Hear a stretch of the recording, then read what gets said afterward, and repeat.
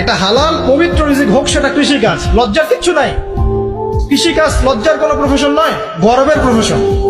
কারণ আল্লাহ পাক বহু নবীকে রাখালি করিয়েছেন, পশুপালন করিয়েছেন। জানেন, মুসা আলাইহিস সালামকে আল্লাহ পাক পশুপালন করিয়েছেন 8 বছর 10 বছর। এগুলো কোনো লজ্জার প্রফেশন নয়, এটা গর্বের প্রফেশন। আপনি হালাল রিজিক, অর্থনীতি হোক, আপনার কৃষিভিত্তিক হোক, বা ব্যবসা করেন হালাল কোনো, বা গভর্নমেন্ট জব, বড় বড় গভর্নমেন্ট জবের জন্য ট্রাই করেন, সেটাও ভালো।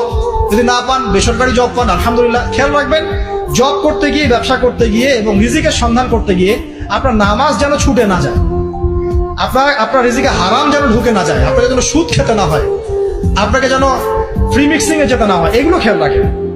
খেয়াল রেখে একটা হালাল রিজিকের সোর্স আগে বের করেন।